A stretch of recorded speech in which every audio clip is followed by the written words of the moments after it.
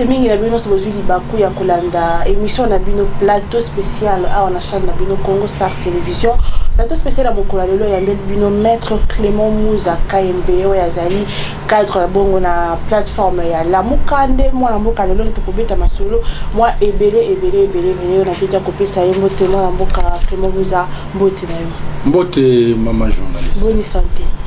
Bon, santé aux hommes nagabu, soyez madame et bando koya. Et gros à la pause à maladie aux hommes battés. Mais je pense que nous avons besoin de la grâce. Ça va. Bonne santé à Lamuka. Bon, Lamuka yo ebi que ça état d'esprit. Oyo population de l'eau azozela. Et ayebi que Lamuka abunde la caille. Ce qui vous en habitumba. Au coquin nous chanter pour victoire té. Tozo bunda peto bunda kapona lobby na biso ezala malamu soki ezala ki pona bongote je pense que bandeko lokola ba Jean-Pierre Bemba bandeko lokola ba Adolphe Muzito bandeko lokola ba Moïse Katumbi bandeko lokola ba Martin Fayulu balingaki peut-être bazala na lutte wana te mais ce qui les lo bazala na lutte c'est parce que population de asenga ki bazala na Lamuka va défendre peut va trahir peuple te donc santé ya Lamuka les a collé na oyo population zomona pona bango. Voilà, maintenant comment vous avez KMB, vous avez invité la bicho ya plateau spécial ya Mokolo lelo. Une petite histoire sur Robeti la Baimboka, bao ba sepela kanayo, bao ba sepela kana lutte na yo salaka, bao ba vota kayo parce que tu rappelez que maître Clément Muza KMB, vous allez équiper bongo candidat en 2018, au long équipé maître autant ba invalidé ba député, vous allez équiper parmi ba député ba invalidé qui ba to ana nyonso ba ndima kanayo ba ndimila ka politique yo salaka. Robeti la bongo moi histoire na yo maître Clément Muza KMB ozanani pona bato ba yebite. Ah OK. Bon, maître Clément Muza pona bato ba yebite natanga moi classe muke. Na sali école primaire na ngana EP1 Maindombe na commune ya Matete. Directrice ya école na ngai o ya permettre ngana zo certificat ya études primaires. Comme on a ezala ki makwaya na yebo kanisa lelo. Donc nous avons certificat je pense en 1983 na sali ba humanité na ngai na sili classe na mission Sacré-Cœur qui quitte rive gauche na qui quitte na institut Don Bosco au Tobanda Gobengo Indobo Benaye na université de Kinshasa ex-Lovanium na tangi kilas nanga ya droit na yaki na 1990 na bimi na 1999 parce que mboka ezalaki ya mbilinga kaka ndenge tozomona lelo na décrochaki diplôme nangai et puis banda na zo diplôme nanga en 1999 2000 on a prêté serment comme avocat en 2001 le 21 mai 2001 tilelo na sala ka musala ya avocat mais na l'équipe na nzela ya politique parce que na université de Kinshasa na zalaka secrétaire général il y a force de futur. C'est-à-dire que nous avons dirigé l'université de jeunesse et l'université de Kinshasa, dans l'institut supérieur Nyonso ya Kinshasa. Voilà, nous avons étudiants. Mais nous avons force de futur, nous avons Arthur Zaïdi Ngoma. Tango Milinga et Kotaki na Est. Nous avons continué parce que Kotaki sous la vision politique n'a été. Nous avons été obligés de quitter. On a quitté depuis. On a évolué dans la Convention des démocrates chrétiens avec le patriarche Gilbert Kiakwama, le sénateur Mabaya. Gilbert Mabaya. Oui, ça nous a permis, il y a pour Bunda pour gagner l'élection. Il y a 2012, 18 autozaki seuil et puis nazalaki élu député national parce que nazalaki d'ailleurs le meilleur élu de l'opposition à Tchango, bien que nazala invalidé par Moko Yaba Congolais au azalaki neka na 272 voix, mais la magie il y a cour constitutionnelle dans une élection salamaki au lelo et zo senga biso to mema ba réforme au lelo komi ke mutuna mutu alingi yende azala à contrôler cour constitutionnelle dans ndenge ya coalition na bango. Bon, tozaki ba victime, mais parce que dans la vie chacun a un rythme. Donc rythme na biso ezali que toko bunda pe toko continuer ko bunda pour que victoire na biso ezala seulement ya oyote ke bamoni oza député, bamoni oza ministre, bamoni oza premier ministre et tout bamoni oza président de la République. Victoire na biso ezala la victoire de tout un peuple. Oyo lelo azo aspirer le vrai changement. Oyo aza lelo na posa to sala rupture entre mabe oyo biso to sala na oyo biso to lingi lelo pour na Congo. Voilà en résumé présentation nanga sur le plan politique et sur le plan intellectuel. Bon, ma formation, on a participé à ma formation ebélé, petit lelo, on a continué à participer à ma formation. Voilà, donc la connaissance ils ont acheté, ils ont toujours pour apprendre. Maintenant, comment vous avez marié? Oui, je suis marié à Madame Mbouilou Kamba Léance. Père de combien d'enfants? Je suis père de 8 enfants. D'accord. Belé, hein?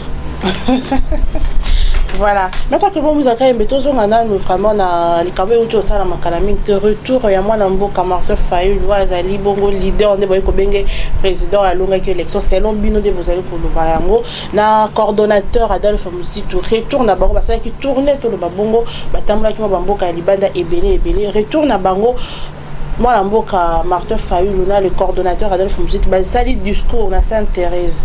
Discours il y a moi la mboka Fayulu chaque fois tant que ça là on a que toujours changement tant yo moko toyoka changement ni au moins la mboka Martin Fayulu à l'obelaka parce que jusque là au lieu changement apparemment ils a palpable mais beaucoup continuera au lobela changement ni bino ça la allision tant au lobaka yango omoni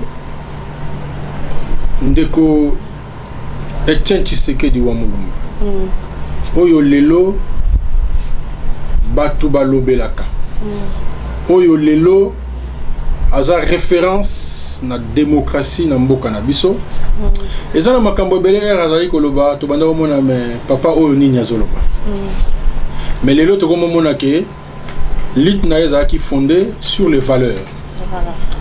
Lutte il y a monsieur Martin Fayulu eza lutte moko eza fondée sur les valeurs. Yango moni abengami les commandants du peuple. D'abord, Pesaki merci Nandenge Azongela Kibiso, Azaki accompagné bien sûr Ndeko Mouzito. Ndeko Martin Andima a se sacrifié, kaka pour que Akumba Biso peuple congolais na oyoyo zo benga changement. Mais tant que changement cause à la terre, nous devons continuer à nous battre. Tant que changement est cause à la terre, il faut se battre. Toza musika par rapport à la nation ebele. Ce qui même na ba pays oyo lelo to lobarake démocratie pa na bango e vanda bazo luka changement. Mais pour na nini biso to hôtel mesika moko. Isa na tina moko te to za lesika moko. Encore que makambo moko ezo tambola malamu te.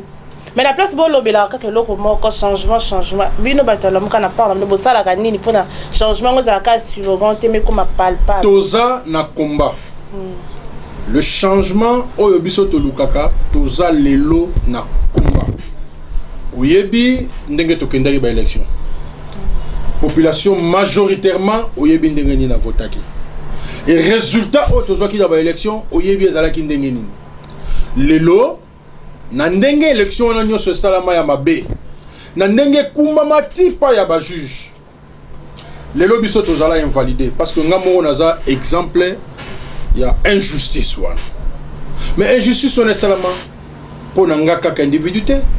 C'est une injustice concernant l'ensemble des Congolais. La preuve en est que les Congolais nyoso bazomona que parlement o ezana tinate. La preuve en est que les oyo ceux qui se présenté place moko comme honorable baotala yo 2 fois 3 fois honorable ya nini mutakolo bano même bongo. Un député national. Maman, tango biso tozokola soko yoki mutaza candidat commissaire du peuple. Les loba tumuso oya tate azala candidat olingate. Yemoko olingate. Ça dit que les institutions y a valeur. Et sa fonction y a valeur. Mais tu perdre valeur wana à cause de la corruption. Tu perdre valeur wana à cause il y a ba influence. Tu perdre valeur wana tout simplement parce que peuple a monique oyo yazopona yango ezo salamate. Lilo yoza journaliste soko kiti na terrain opposé la question pas ya bato. Banani ba voter. Au cas moi maman. Ba te belé ba oboya ba voter te. Ba oyebisa yo peke bato to votaka ba bimakate. Voilà, place de commune en Mboka. Et lelo, bandeko, bazo kamba biso bazalit. FCC na cash. To bengara FCC cash. Mais mbokeza wapi. Bilan na bango eza nini. Toyoka indeko ministre ya information, lobby azopesa gouvernement ya azopesa bilan ya gouvernement ya bango. C'est positif. Nasaki na mai na miso. Donc na moni me ndeko azolo ba makambo yo afanda kana Congo me makambo ndenge ni nazolo babwe. Mais ça positif balinga batali ba le pays va mal. Te bango batu ba omona te. Yo pe fo mona. Population mta fo mona. Ceux qui ba pesi yo passerelle ya pouvoir. Le pouvoir peuple ne mta dena a détenango. C'est ça la constitution. Pouvoir ya mboka za pa ya population. Yende mutapesaka yepe mutabotolaka. Eza loko la paiement o nzamba pesaka bato. Yemo ka pesaka, yemo ka yebinde na ko retirer. Comment la mboka Clément Mbuzaka embe yo zo reprocher gouvernement Bazotambu samboka mabe sur tous les plans. Soki yo za journaliste, oyebi eloko moko o ezo salama ya malamu olobi. Bazotambu samboka mabe. Mboka ezo tambola mabe. État de droit. Non. État de droit est la siloganté.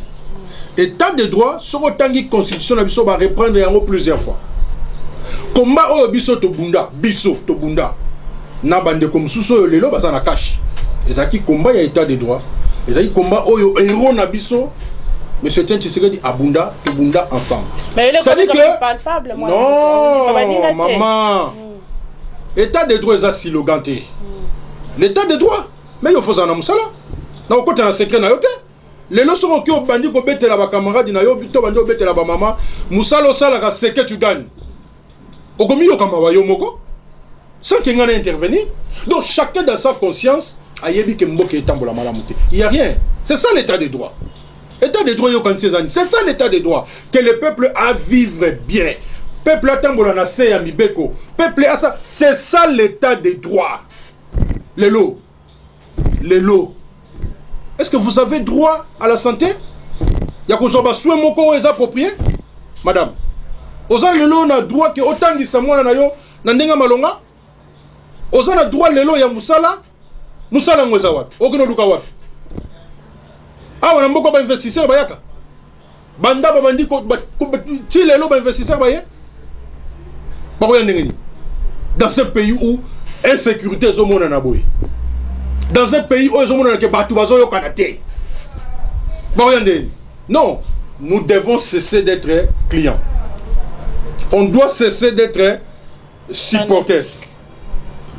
Nous devons accepter d'être congolais. Quand ça marche, on le dit que ça marche. Quand ça ne marche pas, on le dit que ça ne marche pas. Nyonso oyo basali banda baye eza mabete. Na lobi nyonso lelo. Oh, peut-être mettre très bien. Lelo nazalaka fier que moi liberté d'expression et suis moi et là. Je suis très fier de ça. Ma arrestation est belé. Mais lelo est à Rokita. Bon, évidemment par rapport il y a pratique mais on continue quand même à arrêter les gens. Et infraction on a outrage il faut balongolango. il faut balongola ngo biso so ito koti to songi na parlement poto kota déjà to longola ngo il faut tous la liberté à s'exprimer ko finga te ko lo balikambo eza infraction te eza mabe mais critique rôle oyo mutu ya opposition akoki kozana ngo ya koloba ke non ndeko yo o gérer mabe likambo yo sali ko ko sa maboete ba congolais photos zanango ça dit qu'il y a des avancées baza 0 sur 10 même lorsque baza na 1 ou 2 sur 10 les appelés demain ça peut être 3 le bureau est à 4 mais parce que nous parlons du présent globalement situation est amabé on n'exclut pas les points positifs mais globalement situation est amabé et le comment raison marché té baza na tâtonnement et tâtonnement au baza nango permettez ce terme là koyo kanate au baza nango entre ba oyo il faut batamba mboka FCC cash lelo ils ont mon que mboka est bloqué mboka est avancé oyebi combien de fois batu ba se plaignant non ba ministre o baza bazo que la mutu boete bango bazo que la famille politique na bango mais ce sont les ministres ya mboka combien de fois vous avez vu ça avec les députés banda yo moko za population banda parlement yaki tuna yo kita na terrain tuna ba loi nini oyo bo sali ya malamu pour la population pour la sociale ya population vraiment ezawap pour ba loi salama et belé et continuer à salama donc c'est à dire que le combat de Martin Fayulu c'est un combat noble eza combat oyo ezana tina na yango et sacrifice ozo sala il faut tous aller belé il faut tous aller belé ndenge toza boy toyeba ndenge nini ya ko défendre yango merci beaucoup hein yango rôle oyo biso to jouer parce que nous avons une vision politique pour l'état nous avons une vision politique pour la population na biso et kozanga critique te batu ba kozanga ko finga te la preuve en est il a réfléchi parce que au moins mboko yo makambo belé bonga te pona ni bate belé bazaka na temps ya ko réfléchir te pona mboka batu bazana besoin ça la cop na ye azolar na ye pouvoir alara ninge to mona batu bazo sakana wa mboka koma ya ba millions biso to fanda na politique awa to zakoyo ka batu bazo yiba ba millions ninge komi lelo boy batu ba yiba mais bimi na posa eza mabete eza malam to mabe mama et bimi na posa to yebi ndenge nini l'état va salara to gangi 100 jours tant au procès yako salama nini to mona ité voilà ozomona alors donc ça dit que les lots nous allons nous battre na bandeko yo bandimi ba se battre mais soki za na bandeko mso bomoni ke mboka ezo kende malamu mais démocratie to linga ki eza na ba principe nango mais soki za na bandeko bomoni ke mboka eke malamu likambu te ba continuer mais biso beto kotika te parce que tozomona ke ezo kende malamu te eza mboka na biso mama omona ba ministre mususu ba député mususu balongo ba député ba ministre balongo ba ministre to bana na bango to omoni ba vie mususu bakomi ko mener lelo non c'est pas ça le pays vraiment mboka yango wana te mama mboka il faut to assurer kapé lobby na biso rozala ndenge nini donc ko longwa député ozongi na yo so kozali maçon ozongi na maçon so ozaki avocat ozongi na yo avocat ozo samsa na yo ozo gagner mais ozo mona mutu soki alongwa député neti vie et baby pona nini de combine député comme musala comme métier ah ba tu vas yango carrière na bango bon soki biso sikonde balongola biso to mona ye na éviter le lot ngoza ndenge nini mais qu'est-ce que nous on a envie na ba député to convier bango na nini po to sala musala wa biso ozo 100 francs ozo te oyebi ke musala na nga yango yo fonction nani na mona ki moko alegaka na télévision va tout fonction. Ah, bon, continue, maman. Merci beaucoup, donc j'espère bien que Balandino sur un plateau spécial à mon canal. Vous allez essayer de vous qui est voilà mboka tellement vous a calme. Il y a toujours dans mon bébé à Kondo batanga le baron dans mboka na ya le bar avec beaucoup d'amour na mawanyo ça peut être moko mais il faut qu'à aloba parce que esengi aloba. Voilà, maître Clément Mouzaka mais autre que mimi mingi ali kama bolingo faut vous ensemble. Mais est-ce que bien la muka parce que dans moi na retour il y a moi na mboka Martin Fayulu azali ka accompagner la coordonnateur Adolphe Mosusu tout mon absence totale ya mwana mboka Jean-Pierre Bemba mwana mboka Katuma zabongo kuna na Katanga absence totale ya mwana mboka Jean-Pierre Bemba. Bon, on a évité qu'est-ce que les gens appellent l'absence totale. On a évité au marché qui est 13. Mais est-ce qu'il y a un défaut là Azalaki? Azalaki na libanda. Azalaki te pour la bon, Nenge Martin Fayulu Ayaki. Ndeko Jean-Pierre Bemba Zaywa. Yo ebi Zaywa. Non, je pense que au moins la démocratie au biso dolingi hein. Eza là ba problème té. Hein? Au moins communiquer go bima bango nyoso ba leader na biso la muka ba osini sans problème. Au moins ya wa moi eloko mo salama ki ya ba réforme. Au moins ité voilà, au moins ité bande ko na nyoso ba se retrouver ki wana. Mais ko yamba mutu ezani. Biso to kendaki. Ce qui importe, c'est le message que la personne apporte. Quand on a le hôtel, tu as dit que banda aéroport, tu na Sainte-Thérèse. Tu as un message. La population c'est pas un message, toi c'est pas un message. Bon, moi, ils discutent tous les jours, à chaque instant. Il ne faut pas oublier que ce sont des leaders politiques. Hein? Tant que vous avez un déplacement, ils ont un sécurité, en ligne de compte. Donc, pour nous, problème. Ce qui m'intéresse, c'est le message Oyo, et puis cette unité-là qui continue à exister. Voilà. Donc, il y a réforme. Tout à l'heure, électorale.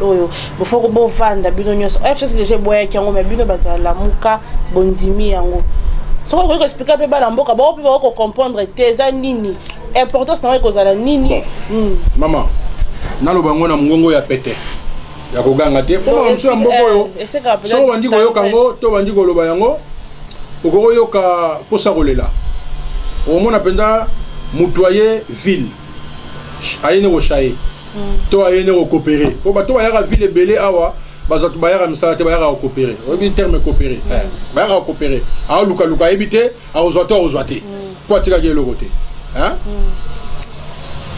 mboka oya biso tous en a passé. Mais tu évites, bandeko bazo kamba biso, bazo vanda na Congo, bavanda na Congo, to bavanda na mikili mususu. Tous en a passé maman. Parce que peut-être bandi le loté. Mais tu oumeli mingi pe na moi patient. Tu auras toujours l'espoir que bandeko ya politique qui sont baye, bakoyi pe ko bongisa. Mais soki zo bongate, to kolobela ka bangoti. Soki pe bongi bato bako féliciter ka bango lelo ba élection tozo kende nango na mboka na biso ezo salama na ndenge ya malamu te ezo sala que tina oyo biso to kende ka élection po tozo ba kambi ya malamu mboka etambola malamu mboka et se développer démocratie ya mboka na biso evanda toza na difficulté la situation wana. Ce qui est kaka ba élection oyo esalami kala mingi te. Tozu élection il y a 2006. Tozu élection il y a 2011. Tozu élection il y a 2018. Na 3 cycles wana to connaître ba problème ebelé. Et ce que tali na comptabilité au komona ke makila ya ba congolais etanga. Alors, il faut te tirer ba leçon.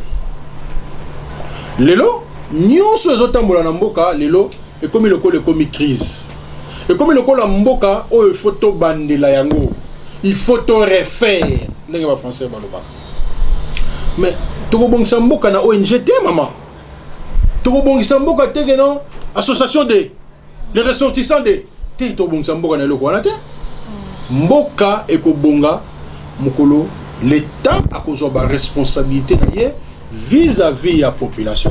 Na bandeli, mukolo tokozala l'état a eu la responsabilité vis-à-vis la population, c'est-à-dire tozu ba kambi ya malamu oyo babimi na élection ya malamu élection et salami malamu population a kokende liboso.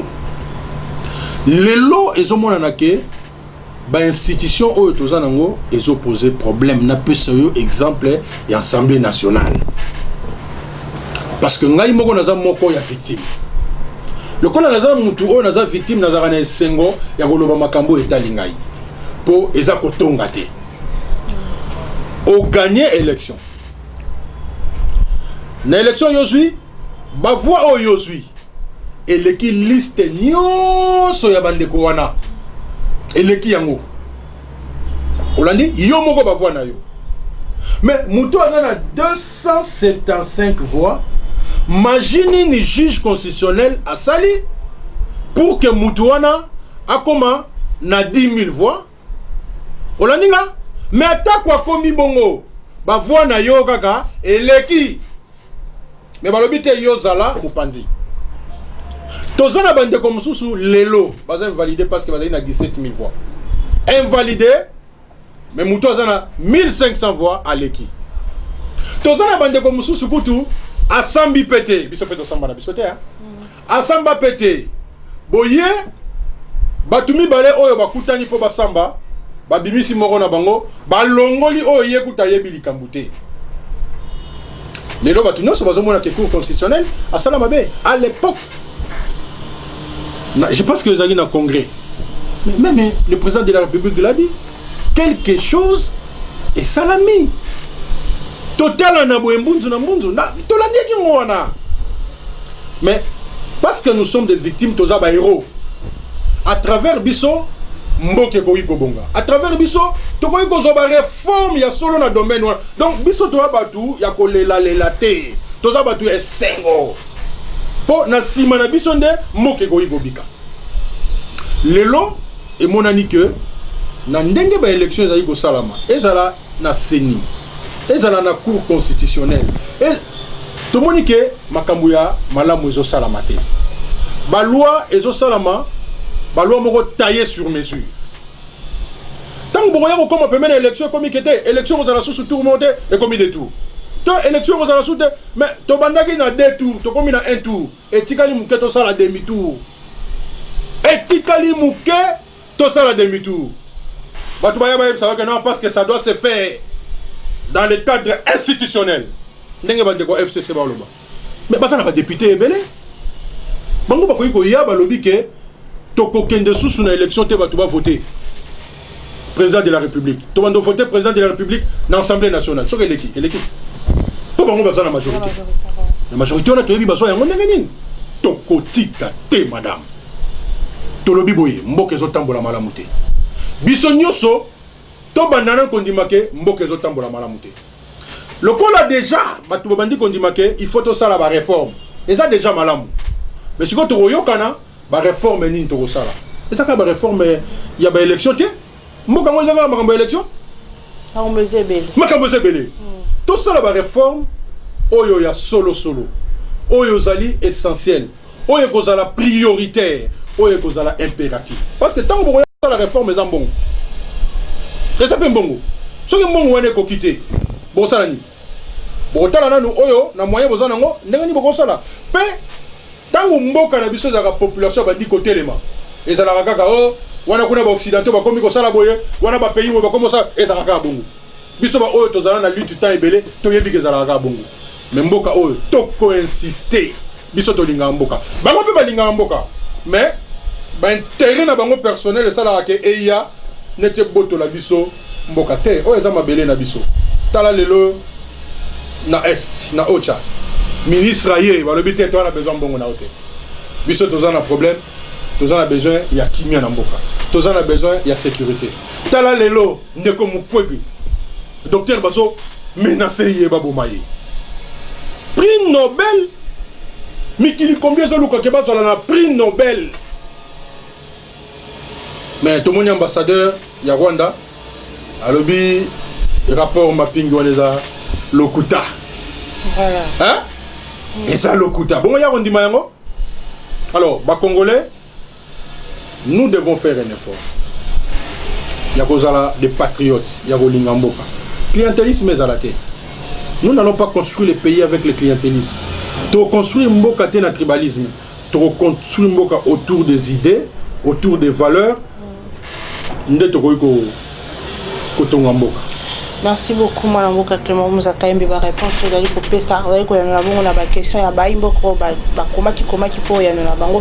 Mme Mboka Clément Mouzaka Yembe, tu mets un peu ma solo, il y a pandémie, il y a coronavirus, et Simba qui vraiment, beaucoup, et qui ici, personne sur Mboka, tant beaucoup, on est bien que le besoin, on a quitté, mais il y a un peu ça, qui veut que ça soit suspendé, et qui t'a vraiment cassé.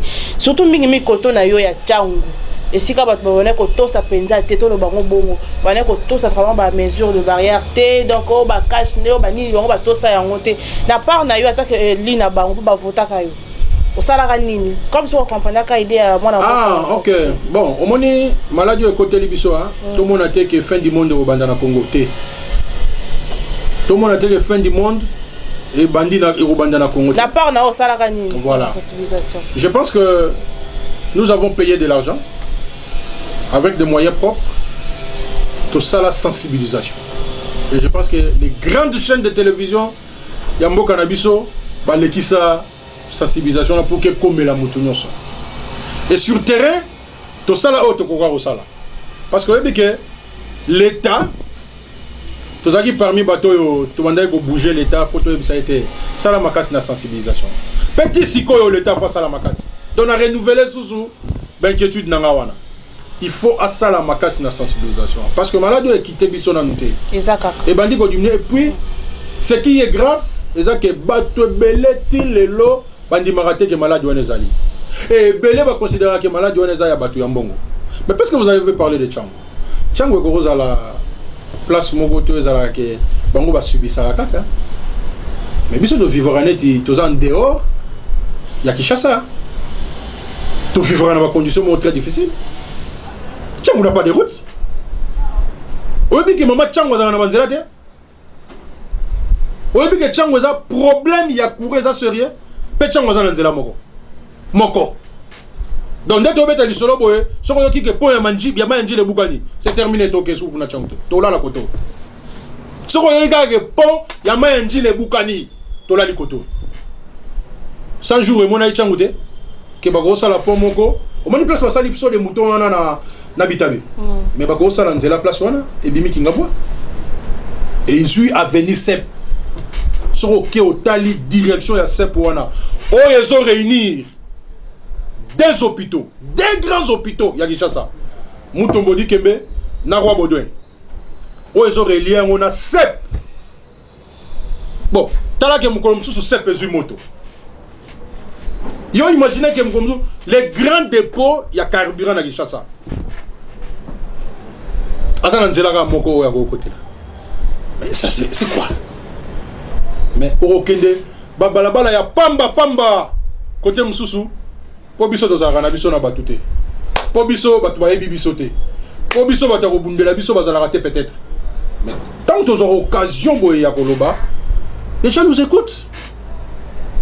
Nzela wana place basali so de mouton mutu soka witi so côté ni nango witi côté ya mayanjila ye akati sika baluki boazo ngi nzela ka moko. Mais il y a moyen d'ouvrir. Ba so de mouton wana ka so de mouton biloko mo ya kala et yeli biso et comme il vocabulaire et c'est une bonne chose mais bon améliorer yango biso to vendre net na ba poubelle biso to vendre net na ba o moni na mbula zo ya boy. Nazoka bande comme sous-sauté, il faut que curé va terrasser, permettez terme on a terrassé pour que tu comprendre bien. Il faut que curé va caniveau, il faut bon abiso goût de caniveau ngozala. Na tchango caniveau zalaka. Et la raté, baba la tchango balabala. Balabala kaka. Maya ya na ngondenge lingi, maya tondela na ngo batu ndenge lingi, batu bakufa na bango ndenge lingi, so bakufi ba ya la mona couverture, hôtel de ville en charge, c'est fini. Non, nous avons droit à la vie. Nous avons, c'est ça l'état des droits. Nous avons droit à la vie. Tout ça, on a besoin de propagande. Madame, servir le pays, ce n'est pas être seulement au Parlement. Servir le pays, c'est ce que nous sommes en train de faire avec vous. Yo quand il est dans le bois, bateau va sauter. Bateau va passer la pouvoir, va commencer à quelque chose. Bateau va sauter. Peut-être bon exaté. Peut-être moyen aux commissions exaté. Bateau va y avoir la commission peut-être n'a pas été. Mais le gouverneur m'écoute. Le gouvernement m'écoute. Que bateau ya Tchango, bazana pasi nanzela. Bazana pasi ya mai. Bazana pasi ya le kilobi na la mouiga boy courir pas beti uta courant dis bon repasser moi bilambate dis bon ça y été 10 minutes car voilà toi 1 heure wa courir qui état de droit les gens dans ma non madame servir le pays lelo baza tala meke na gouvernement 65 mbongo no sa l'état bango ba doalia so ba kabole ngona ba institution mususu nyo so mbongo no so seli hein so 65 biso de ba yike le gouvernement ko za ta 20 ministres pour économiser mbongo bo ça la paix maka mususu c'est pas servir le pays bon tozo ba kanisi ya mabe batu nyo so pe lelo ba yebi peuple yebi pe que politique so koye o zombongo o politicien za koya aya ko iba. Bon, le lopé de Monique, Robinet, et Kangama, mais il faut Kangama bien. Il faut Kangama bien. Ne faisons pas la politique. Au Monique, le moins au marché, le bic était. Ah, on est le roté. Ça marche, mais il faut améliorer. Ça ne va pas encore. Comme maintenant, là, ça ne va pas. Ça ne va pas parce que tout est bloqué par la majorité FCC. Les lots, que vous voulez ou pas. Le président de la République a un moyen aussi de réformer. Les réformes doivent venir du Parlement. Ce qui y a le lobby qui a besoin, il y a 3. Parlement, le lobby est aux 3 T, aux 6 et aux 6. Ou bien vous négociez. 3 T, 6 T, 5. Ce qui y a le lobby qui a la réforme, il y a tel et locaux.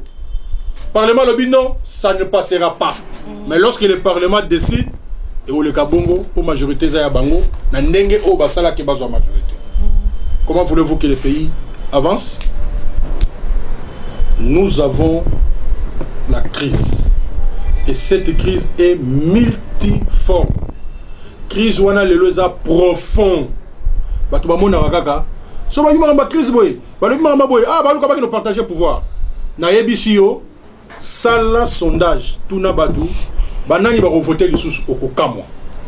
Tuna batu banani balingi ba kenena dialogue okokamwa. Batu ba yebso dialogue te. Ils ont partagé le pouvoir. Vous savez, l'élection, tous on a croisé des chemins. Nous sommes politiques. Tout le monde qui crise des arbres à place est belé. La seule possibilité, on n'a pas besoin de partager le pouvoir. Mais par rapport à une expérience. Mais nous disons, nous devons faire des réformes. Réformes, des réformes. Et nous allons nous battre pour ça. C'est en cela que nous allons d'ailleurs servir notre pays pendant ces temps. Nous allons servir Mbokananga, nous allons réclamer la réforme. Réforme était. Réforme. Merci beaucoup. Moi, je suis vraiment ébélé. Moi, je suis un peu moins lecture par rapport à Bitumba et Kobunda Bongo et na l'église. Il y a l'élo. Oyo mwana mboka Soni Kafuta Mosala ya Nzambe o bazali ko bongo wele bonga na mwana mboka pasteur Kankenza da baliba longola ye po to éviter loko ni eza ko sala madoko bitumbe zali ko sala mawana yo pas tant que mwana Nzambe moi lecture le kama kambwana wala ni lecture ni ko le kana yo makambwana polinga makambo Nzambe te moi le kana yo makambwana mama le kama kambwana le kayango omonia mboka oya biso avant d'être catholique musulman protestants, Onani, aux Arabes au Congolais. Nous sommes dans un état laïque. Hollandi maman. Intérêt à Mboka, les Arabes bien qu'aux Oyango. Ce qui aux autres ont intérêt à Mboka, au Kanti Batou Azoye Baté, Moukolo Batou Baroyeba, au monde à Mamsio Morokomi, ridicule. Les Canadiens, maman. Voilà, na ina zone c'est qu'on na poste na yo ya juriste. Comment apprécier le dossier à Mwanamboka évêque Mukuna? Dossier na ndenge bandaki na ndenge banda le aza acquitté. On apprécie en ndenge ni. Na discutera trop té na décision de la justice. Oui, ba juge baza logo la banzambe. Banzambe assez. Ce qui a eu décision mabe to benga rango il faut qu'il y ait un appel. O luka ndeko mususu ya juge alikolo ata la situation. Ce qui a eu malamu et ça rappelle bien. Donc, on a discuté en minute parce que ngai moko ba invalida ngai na bazuzu na kanai na bango pe balobi muto azana 272 voix yenda fois à la kuna nandima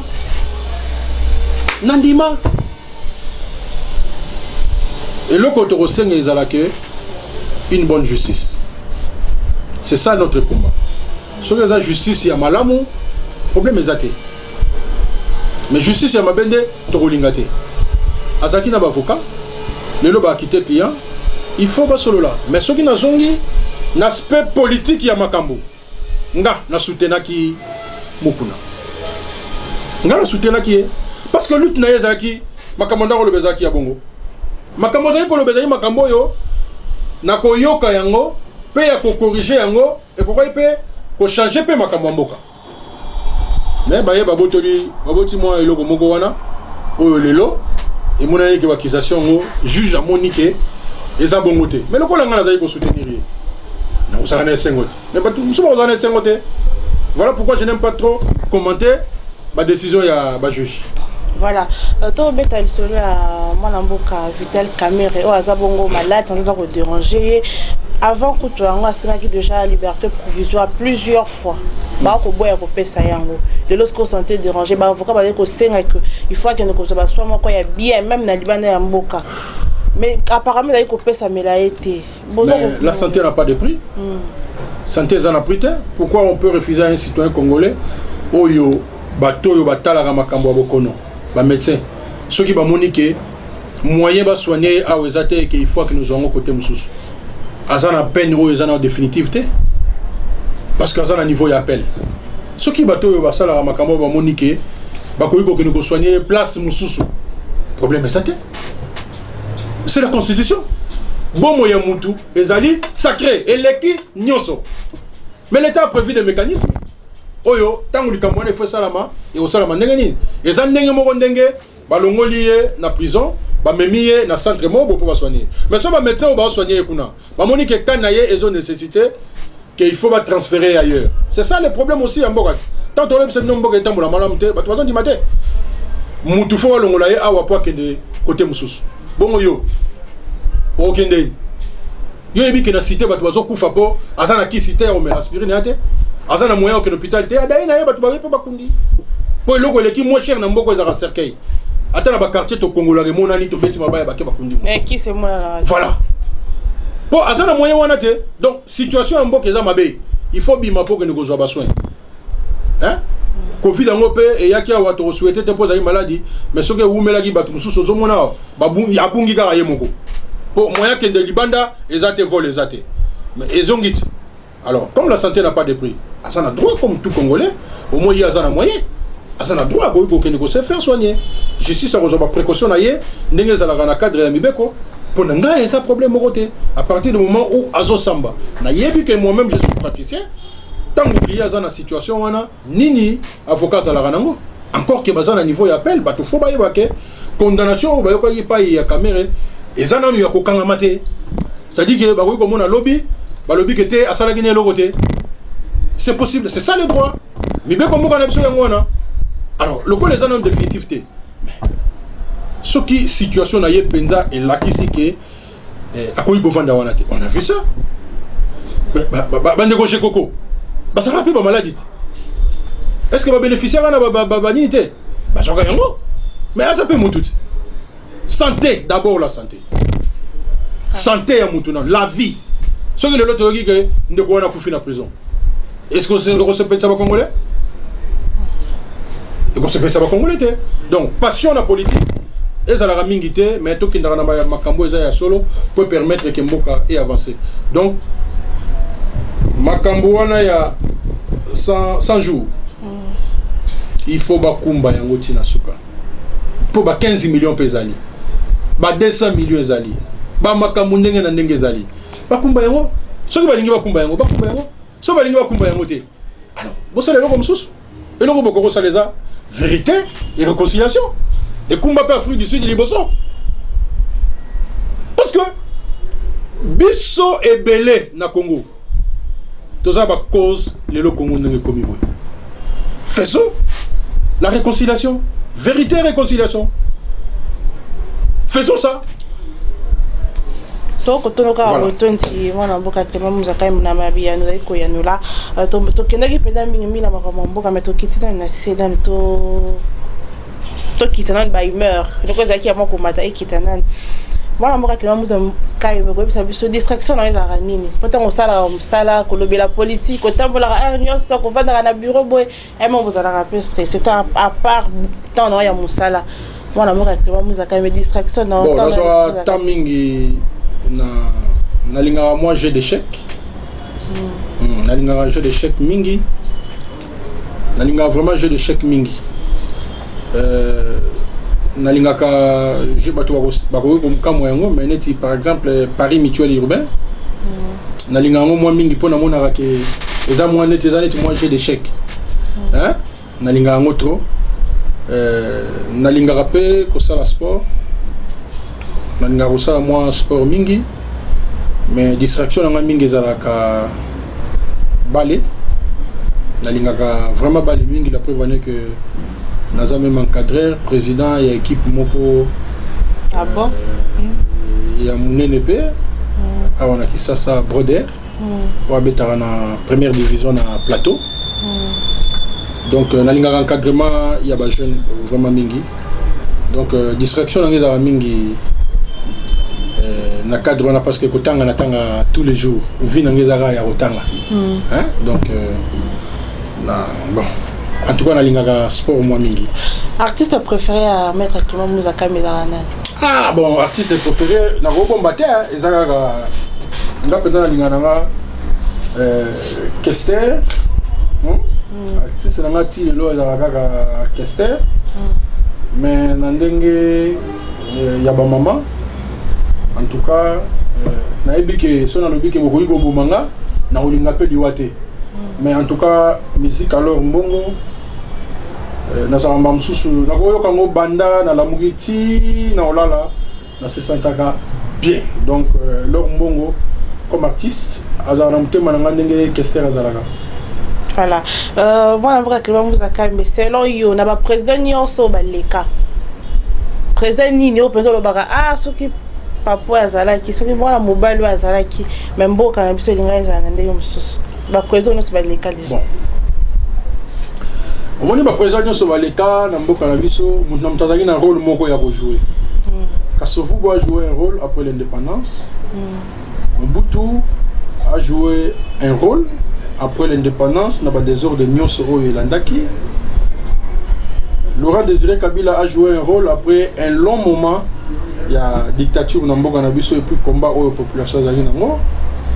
Joseph Kabila a joué un rôle après un moment où Yombo Kezalaki divisait vraiment Nabiteni. Et Félix est en train de jouer un rôle où après mandat, il est d'abord dans l'État, mais ce qui n'a lobby na préférence na Ozanga. Moto yo regretta président Moroté. Oyo regretta kapenza. Na ba ono se batika biso déjà. Té, na regretta ta mon. Regretta Moroté. Voilà. Vrai ou faux, moi Mboka Clément Mouzaka Mbe aza sous-souté la partie arc-en-ciel. Ah, bozara songi hein. Toye baka. Bon moni nini oyo moni ke bon, arc-en-ciel d'abord eza parti té. Arc-en-ciel les alliés regroupement politique, oui, Salamaki pour la élection. Nabongi si regroupement arc-en-ciel. Ouais. Oui, Salamaki pour la élection. Ceux qui n'ont pas arc-en-ciel, nous convoqué Bino Bapandi. Non, ça, nous avons convoqué Bino Bapandi. Et nous avons dit que Banda Lelo, Talanga na zone. Parce que vision politique, nanga, yango ko yiko tindanga ike, nazala mukambi ya parti politique, to nazala na baninga. Mais na sala choix nanga toujours il faut nazala na baninga pour ba parti politique ngo ezali tala bebo. Donc moi ndambu o nga nazala ngo na kokipe ko contribuer et si ka baninga bazali o atana kei ngai moko to nazanga imoko baninga mususu pe baroya mais pour la nini nazala na baninga te. Donc nazala ndenge yo lobi wana to nazwa décision. Je pense que et que vous avez quelque chose où vous avez toujours un intérêt à combat oyo ngana zo mener. C'est comme ça. Merci beaucoup madame Clément Mouzaka me trouve vraiment la souka message na ba ono so ba CPL comme na yo lelo na plateau spécial mais projet d'avenir na yo na 2020 on retrouve souvent na Clément Mouzaka mais candidat au kota la kala musika nzambe nda batelaka biso nakosenga na bandeko nyonso oyo balingaka ngai to balingaka ngai te tozala d'abord na bolingo eza na likambo moko ezoya malembe na mboka na biso eza tribalisme ezoya malembe tozolobela yango mingi te to tozoboya kolobela yango na ba milieu esika tovandi na ba quartier na ba kelasi na misala tosala effort toyeba ke eloko esangisaka biso d'abord eza ke toza ba congolais et que il faut tolinga mboka na biso. Deuxièmement, on s'adresser na bandeko oyo bazana moyen oyo bazo gérer mboka bayoka peuple na oyo nyonso peuple azoloba ata bango bako considérer bango ke baza minorité na constitution na biso eza protégée eza important, vraiment important que lelo tovanda na bandeko ba divisaki ba dirigeant mboka pendant 18 ans na bandeko bazo kambasiko pe baza na coalition na bango na bandeko ya lamuka na bandeko mususu oyo bakoki kozala pe na makanisi ya malamu mpona mboka tozala na ba préjugé mbala moko te totala na ba réforme oyo tokoki kosala mboka na biso ekoki kokende liboso ndenge nini. C'est le plus important et à la population de se mobiliser parce que biso tozala mboka mosusu te mboka na biso ezaka Congo na pasi na biso to na bisengo na biso de se mobiliser sérieusement pour que ba valeur ya mboka ezala respectée. Moi mboka tubamuza kai metoto njobo tondi merci pour na tango penzo opesi biso ya kamba biso awa na bureau na yo merci pe na bureau nyonso bozaki vraiment et belé ya kolanda biso na plateau spécial ya mokolo pour na rappel to yambela ki nous lelo moi mboka Clément Muza kai mbela azali bongo cadre na plateforme ya Lamuka donc vous la déjà émission au déjà na Congo Star télévision boko taper na YouTube na biso boko ta na Congo Star télévision na YouTube kolanda pe émission en intégralité. Quant à moi na retrouver bino la semaine prochaine na invité Mosusu qui met à Tata Nzambe ou na mabota na bi.